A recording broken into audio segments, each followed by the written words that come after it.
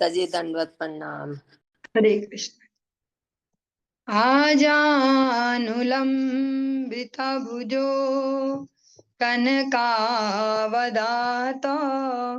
संकीर्तनैक पितरो कमलायताक्ष विश्वम्भरो द्विजभरो युगधर्मपालो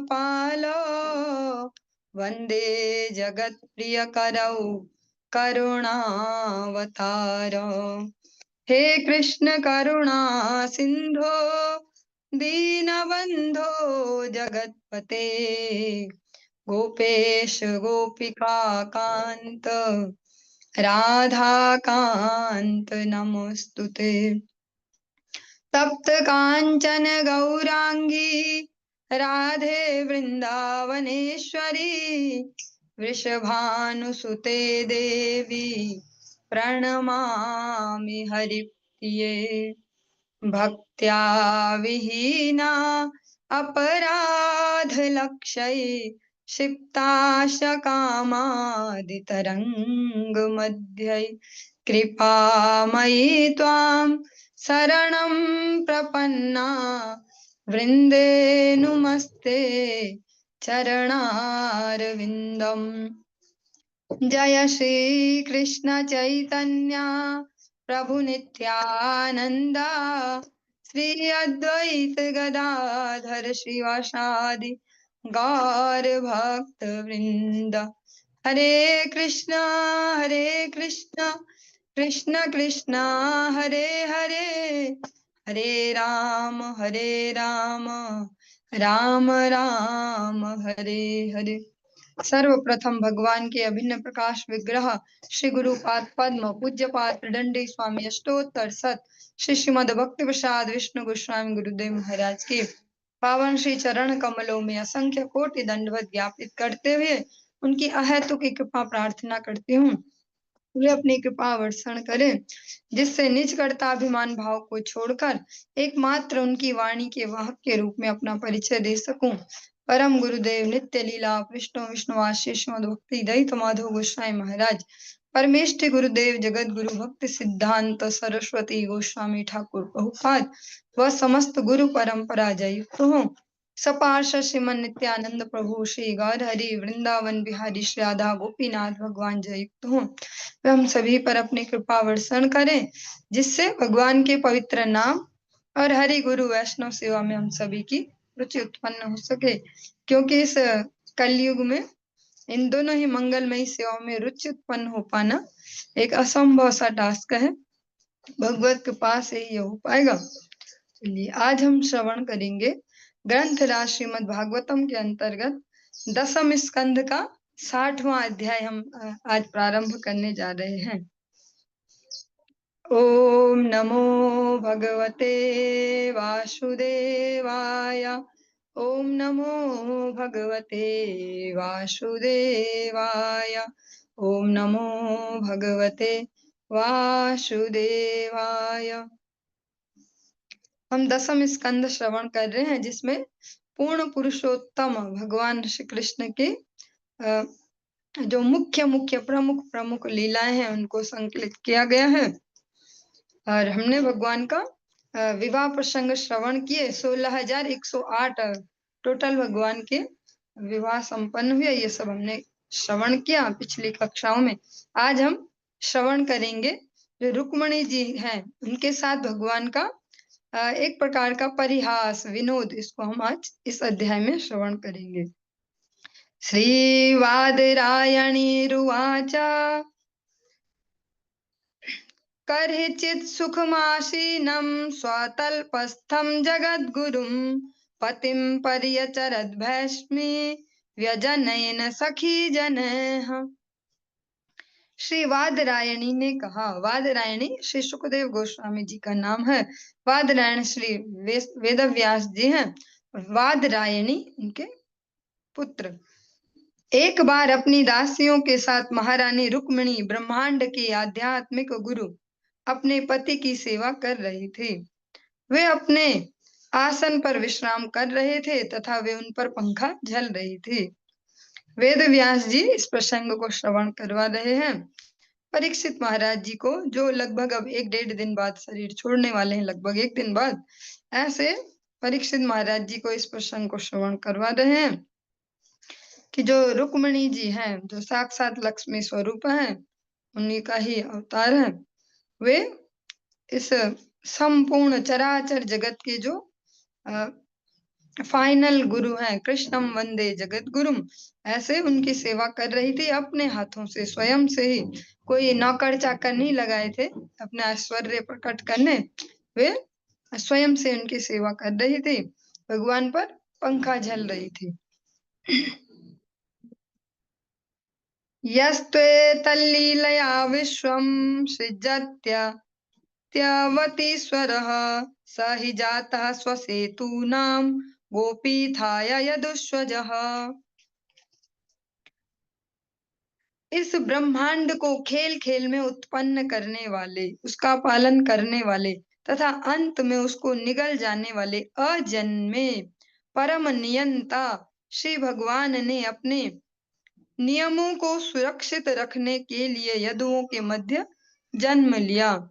जो धर्म के जो नियम भगवान ने दिए हैं मनुष्यों के लिए, उनको सुरक्षित रखा जा सके, उनकी सुरक्षा हो सके, इसलिए भगवान ने यदुवंशियों के मध्य में जन्म ग्रहण किया है। और इससे पहले कहा गया अजन्मे, कि वे कभी जन्म नहीं लेते हैं। लास्ट में कह रहे यदुओं के मध्य जन्म लिया। भगवान ने जन्म का एक प्रकार से नाटक किया है, ऐसा रचा है सृष्टि के समक्ष।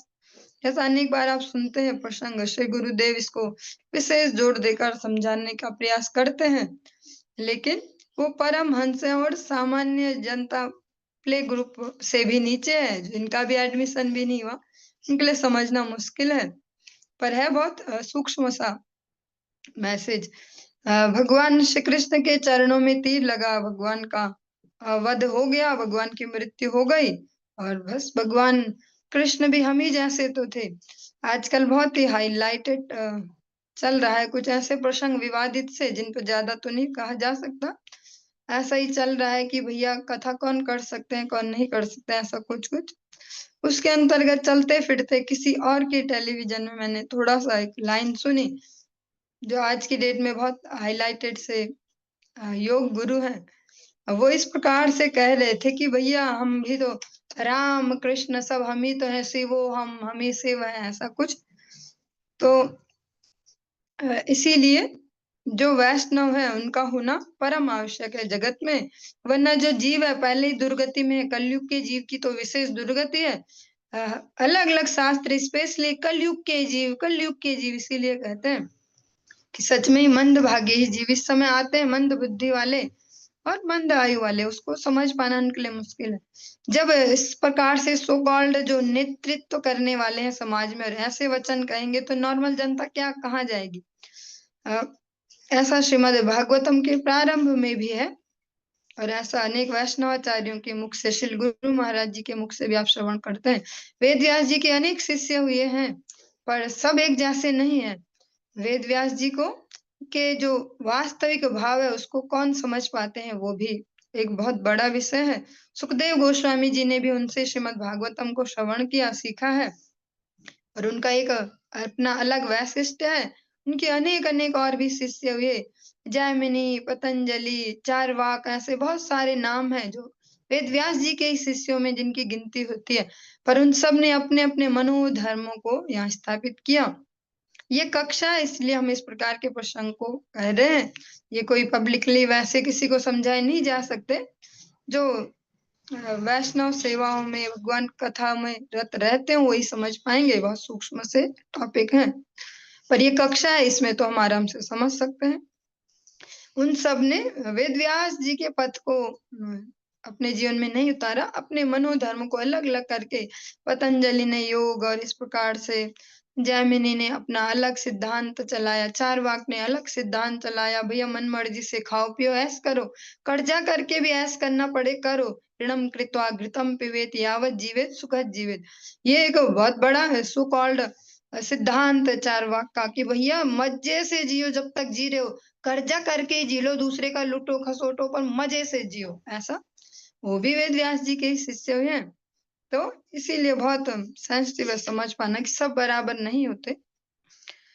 यहाँ पर कहा गया अजन्मे। श्रील गुरु महाराज जी कितने अच्छे से इसको समझाते हैं कि भैया अच्छा भगवान पे तो तीर लगा और भगवान मर गए, पर बताओ जन्म कब हुआ था भगवान का? भगवान कैसे जन्म हुए? देखिए वसुदेव के समक्ष कैसे आए?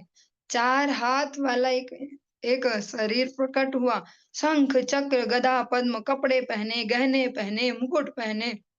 ऐसा क्या कोई बच्चा जन्म लेता है? तो जब जन्म ही नहीं हुआ तो मृत्यु कैसे? तो भगवान की असुर मोहन लीला है। बहुत ही सेंसिटिव है ये भक्ति राज्य। बहुत ही मुश्किल है जीवात्मा लेवल पर खुद की पहचान कर पाना। गुरु वैष्णव की अगर हम सेवा कर पाए, घिस पाए इस जीवन को, तब जाके कहीं इसको उपलब्धि ले पाएंगे। वरना एज ए मनुष्य, एज ए सत्कर्मी हम कथा सुनेंगे, बढ़िया होता है, पुण्य होता है, ऐसे अच्छी बात होती है कथा सुनना है ऐसा, पर उसको जीवन में उस स्तर पर समझ पाना वो बहुत ही रेयर है, उसको समझ नहीं पाएंगे। क्योंकि आज के समय में ऐसे बहुत ही कम साधु मिलने वाले हैं कि जो वास्तविक सत्य को समाज में प्रेम से उनको समझा पाए, उनको रियलाइजेशन में ले जा पाए। वरना बहुत सारे ऐसे चार्मिंग पर्सनैलिटी सो कॉल्ड साधुओं के वेश में भी घूम रहे, कपड़े साधुओं जैसे कलर के पहन लिए। अब तो ये जो भी बोलेंगे वो वेद वाक्य होगा, और वही कहते घूम रहे शिवो हम ही राम है, हम ही कृष्ण है, हम बन सकते हैं राम कृष्ण, हम ही तो हैं वो, हम ही इतने उन्नत आचरण वाले हो जाए तो हम राम बन जाएंगे, हम कृष्ण बन जाएंगे। तो जहाँ आज की जनता मनुष्य लेवल पर भी नॉर्मल नहीं है, नॉर्मली 6 घंटे 7 घंटे सोना चाहिए, पर आज 3-3 घंटे सो रहे हैं। एवरेज जो सोना है वो 3 घंटे हो चुका है भारत देश में, क्योंकि रात भर फोन चलाने और फिर दिन भर भी लगे रहना अपने। ऐसे खाना चाहिए पेट भर भर के, वो भी जनता नहीं खा पा रही ना, लो लेवल अब स्पेशली भारतवर्ष में तो हो ही चुका है। ऐसे समय में ऐसे दयालु भक्तों की परम आवश्यकता है, जो इस लेवल पर दया कर पाए कि भैया इतने दुर्गति वाले जीव है, इनको प्यार से हम उठा पाए।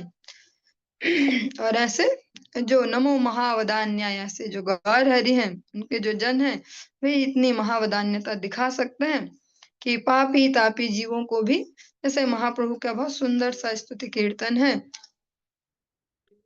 भक्तन को गिन गिन के नचायो, पापिन को चुन चुन अपनायो, नीचन को नव नव के उठायो, नाम हरि हरि बोल आए, कलि पावन अवतार सुनायो, नाम हरि हरि बोल।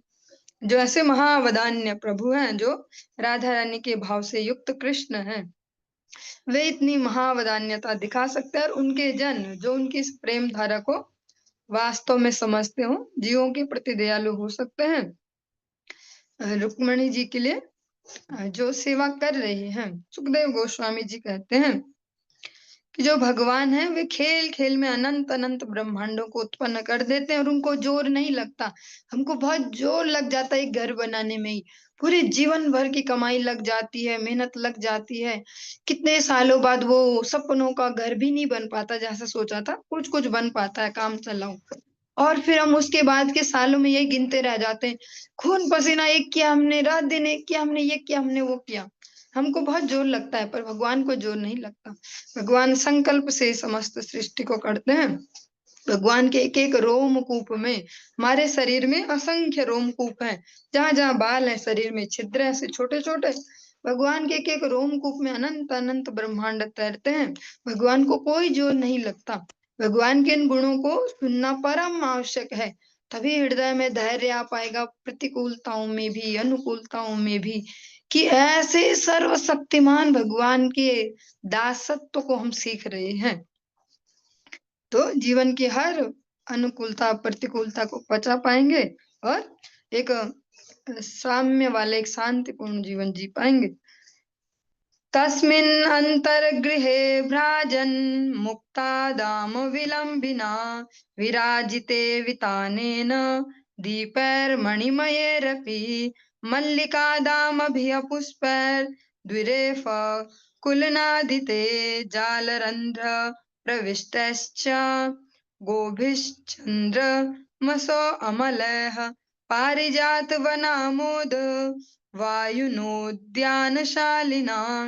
धूपैर गुरुजय राजन जालरन्ध्र विनिर्गतः पयाफेन निभे शुभ्रे पर्यङ्के कशिपुत्तमे उपतस्थे सुखासीनं जगतामीश्वरं पतिम्। महारानी रुक्मिणी के जो कक्ष हैं वे अत्यंत सुंदर थे। उसमें एक चंदोवे से मोतियों की चमकीली लड़ें लटक रही थी और तेजोमय मणियां दीपकों का काम दे रही थी।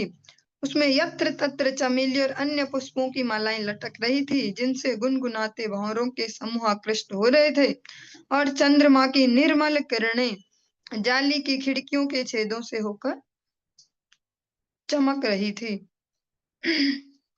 हे राजन, जब इन खिड़कियों के छिद्रों में से अगुरु की सुगंध बाहर निकलती तो पारिजात कुंज की सुगंध को ले जाने वाली मंद वायु कमरे के अंदर बगीचे का वातावरण पैदा कर देती।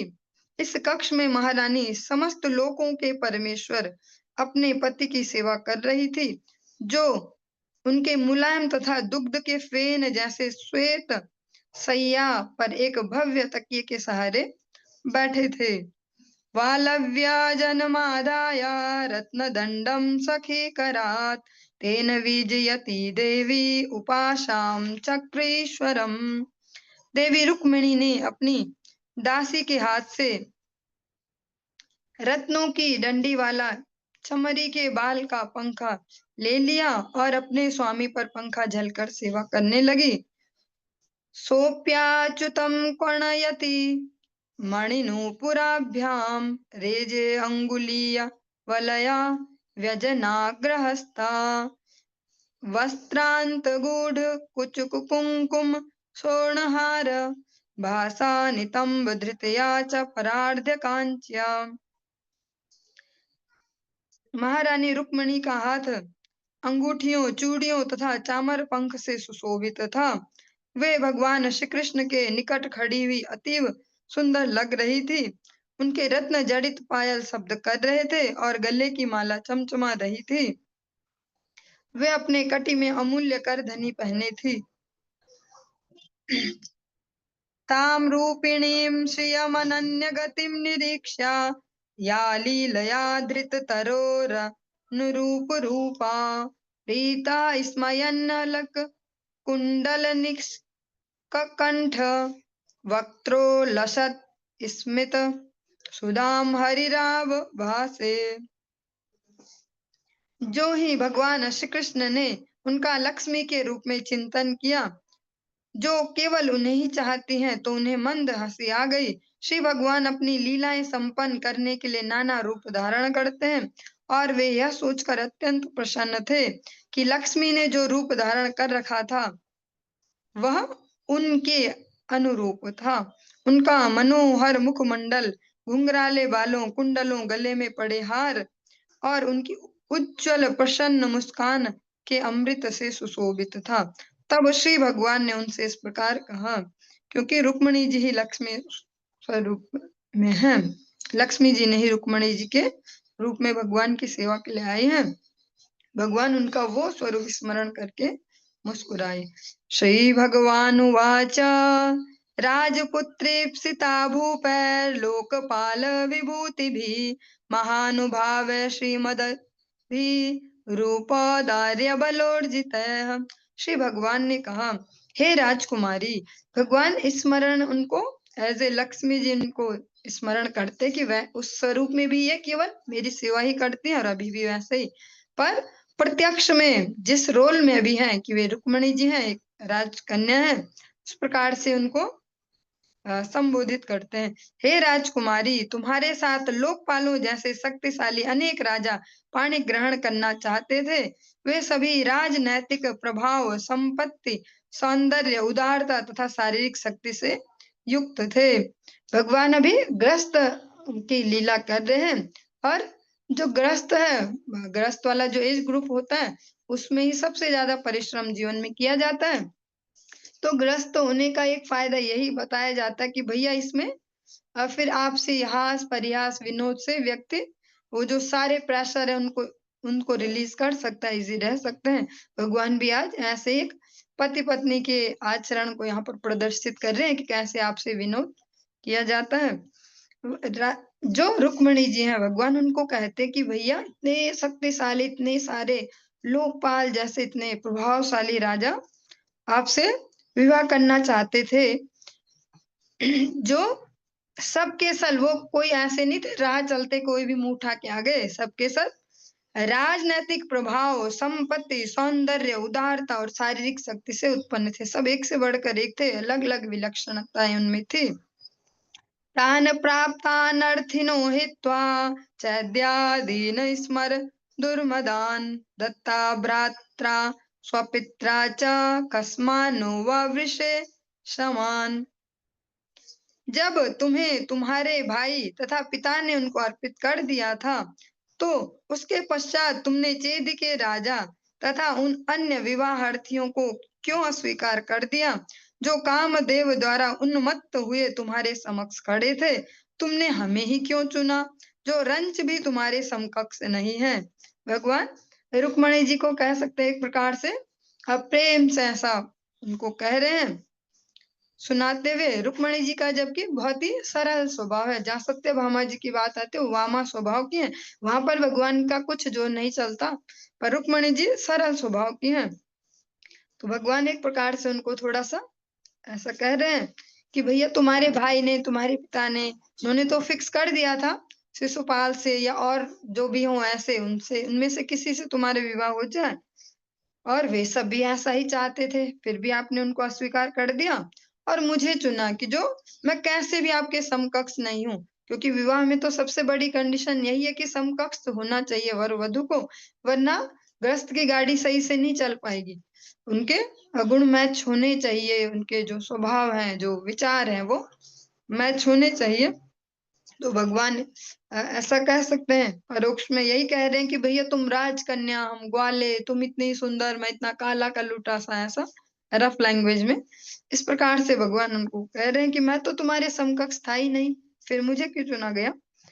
राजभ्यो विव्यतः शुभ्रु समुद्रम शरणं गतान बलवद्भिः कृतद्वेषान् पायस्त्यक्त कृपासनान। हे सुंदर भवों वाली, इन राजाओं से भयभीत होकर हमने समुद्र में शरण ली। हम शक्तिशाली मनुष्यों के शत्रु बन गए और हमने अपने राज सिंहासन को प्रायः त्याग दिया था। भगवान कह रहे कि वो तो इतने भैया शक्तिशाली लोग हैं, हाँ, हम तो भगौड़े टाइप के, ऐसे विनोद में इस प्रकार से भगवान कह रहे हैं कि हम तो भाग के यहाँ समुद्र में छुप गए, अपना राजवास सब छोड़ दिया। हाँ, जो सारे वो पावरफुल हैं, सारे के सारे, चाहे जरासंध हो, शिशुपाल, दंतवक्र, सबसे हमने दुश्मनी ले ली और अपना राज सिंहासन भी छोड़ दिया है।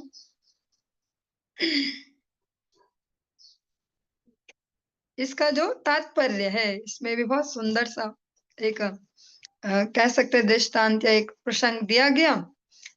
विश्वनाथ चक्रवर्ती ठाकुर का रेफरेंस देके कि जो रुक्मणी जी हैं उनके स्वभाव को इस प्रकार से दिखाया गया कि जब भगवान एक बार केवल एक सिंगल पारिजात का पुष्प लाए, रुक्मणी जी को भेंट किया, तो तभी वो ज्यादा गर्वित नहीं हुई, पर उस एक पुष्प को देखकर जो सत्यभामा जी हैं उनको परेशानी हो गई कि भैया इनको लाके दे दिया और मेरा क्या, अब तो मुझे पूरा पेड़ ही चाहिए।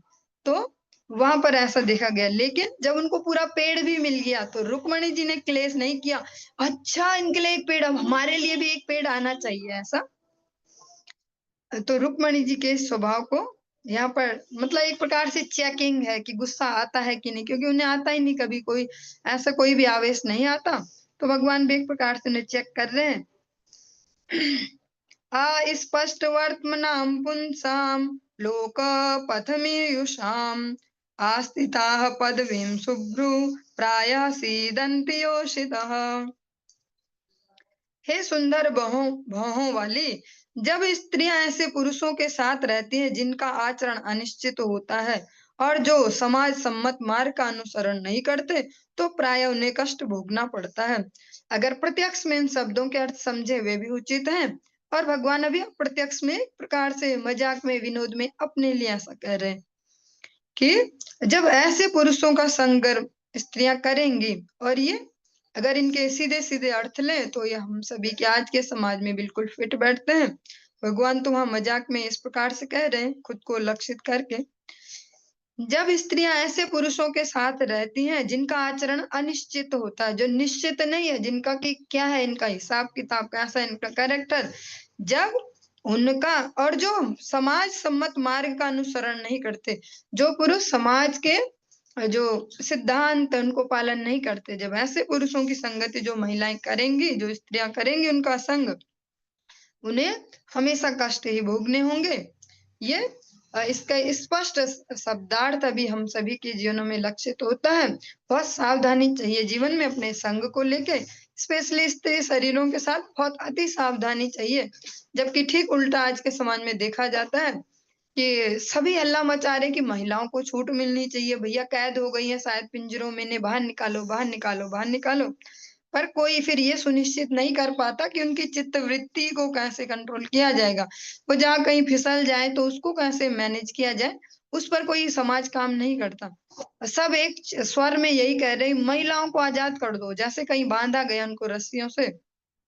पर वास्तव में अगर वे अपने इस शरीर की विशिष्टता समझे कि भगवान ने क्यों हमको ये शरीर दिया है, इसका वास्तविक लक्ष्य क्या है, इसके क्या क्या बेनिफिट है, और अपने आप में ही अपने स्वाभिमान को समझ पाए या जो स्त्री, तो उन्हें किसी से भिक्षा नहीं मांगनी पड़ेगी आजादी की और सम्मान की। जैसा अब तो बहुत ज्यादा अंधाधुंध बाढ़ आ चुकी है सोशल मीडिया होने से, और जिसके जैसे विचार है उसके पास वैसे विचारों की बाढ़ आते जाती है।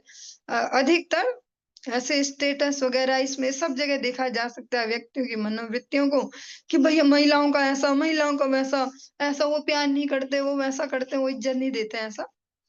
पर अगर हम वैदिक सभ्यता के हिसाब से, सनातन संस्कृति के हिसाब से देखें, तो सबसे ज्यादा पूजनीय यहाँ स्त्रियां ही हैं। सबसे ज्यादा उनको ही अटेंशन दी जाती है, सारा घर उनको ही सेंटर में रख के चलता है। पर बशर्ते वो अपनी कीमत खुद ही समझे। जब अपनी कीमत खुद ही पता नहीं है तो फिर सभी बोलेंगे ना कि तुम तो बेचारी गरीब हो, तुमको कोई इज्जत नहीं देता, प्रेम नहीं देता। पर सनातन संस्कृति में अगर देखें तो चाहे वो जगत जननी सीता देवी हो, चाहे रुक्मणी जी का हम प्रसंग सुन रहे हैं, और ये तो दैवीय हो गए, पर सामान्य जगत की स्त्रियों में भी अगर नाम सुने, अनुसुईया माता, जिन्होंने भगवानों को भी पुत्र बना दिया अपने दृढ़ चरित्र से, दृढ़ आचरण से। ऐसे जो सावित्री जी की कथा अनेक अनेक माता जी लोग सुनती हैं, सत्यवान जिनके पति हुए, वे भी इस जगत में जीवित ही थी, वो कोई वैसी कपोल कल्पित कथा तो नहीं है।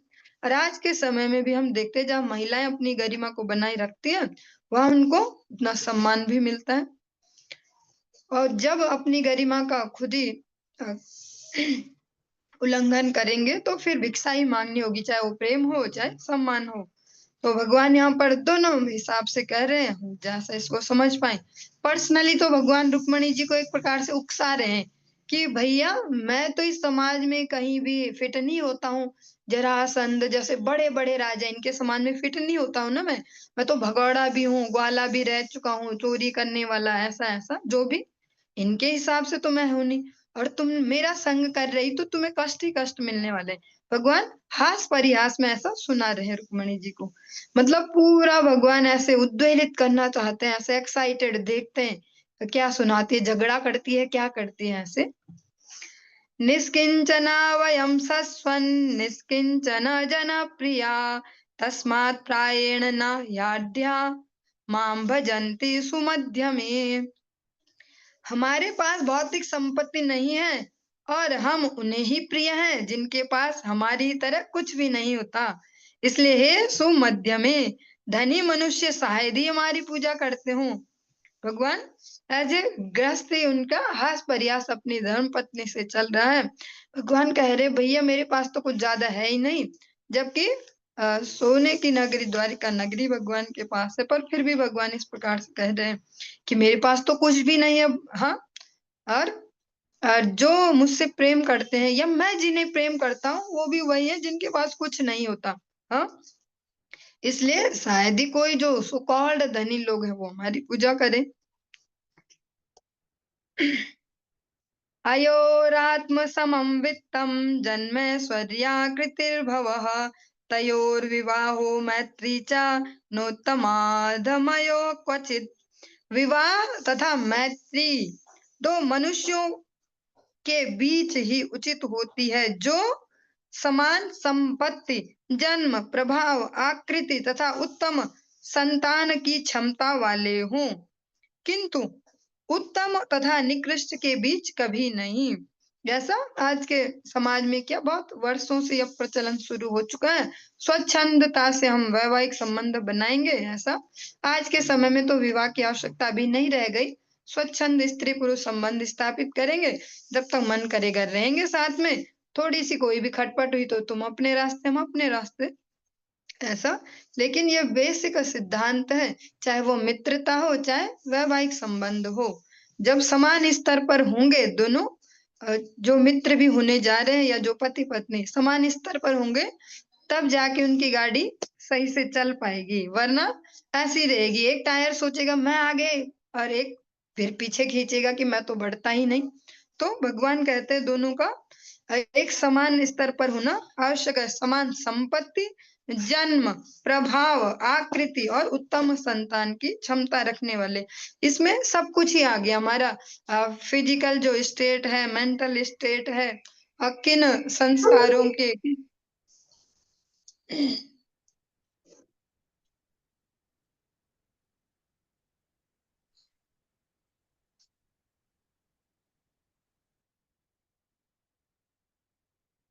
किन संस्कारों के मध्य हमें जन्म मिला है, ये सब इसके अंतर्गत आ ही जाता है। इसीलिए जो सनातन धर्म है उसमें ऐसे मैचिंग की जाती थी, अभी भी परंपराएं बची हैं, कुछ लोग इसको फॉलो करते हैं, जो स्वच्छंदता से चलते हैं फिर उसके दुष्प्रभावों को भी भुगतते हैं।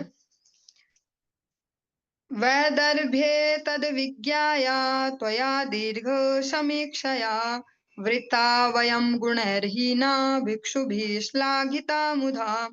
हे वैदर्भी, दूरदर्शी न होने के कारण तुमने इसका विचार नहीं किया और इसीलिए तुमने अपने पति के रूप में मुझे चुना है।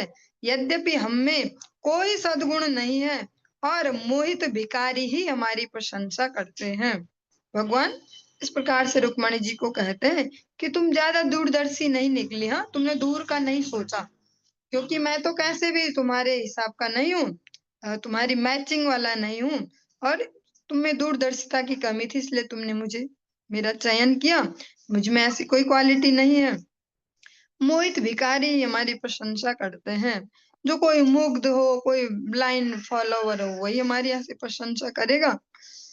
अथात्मनो अनुरूपं वै भजस्व क्षत्रियर्षभं येन त्वामां शिशः सत्या इहामुत्र च लप्स्यसे। अब तुम्हें चाहिए कि अधिक उपयुक्त किसी उच्च कोटि के राजन्य पुरुष को स्वीकार कर लो, और जो तुम्हें इस जीवन तथा अगले जीवन में भी ऐसी प्रत्येक वस्तु को प्राप्त करने में सहायता कर सके जो तुम चाहती हो। भगवान रुक्मणी जी का जो क्रोध है उसको जगाने का पूर्ण प्रयास करते हैं कि देखते हैं हाँ क्या होता है। भगवान कहते हैं अब भी ऑप्शन है, अब भी मेरी तरफ से पूरी फ्रीडम है, अब भी तुम सोच लो। तब तो हो सकता है कम अवस्था की वजह से तुम डिसीजन मेकिंग नहीं कर पाए, पर अब तो एक्सपीरियंस भी ले लिया, तो अब ठीक से चुनाव कर लो अपने लिए जीवन साथी का, और ऐसे एक उच्च कोटि के किसी राजा को या राजकुमार का चयन कर लो, जो जो जो भी तुम्हें चाहिए वो सब तुम्हें दिला सके। जैसा आज के समय में तो इसी विवाह पे जीवन चल रहे हैं, जो कह सकते हैं नेचुरल एक्सपेक्टेशन कि भैया कैसा होना चाहिए होने वाला पति या पत्नी, तो जिससे भी ये पूछा जाए तो वो जो लिस्ट देगा वो नॉर्मल मनुष्यों पर घटित नहीं होती है।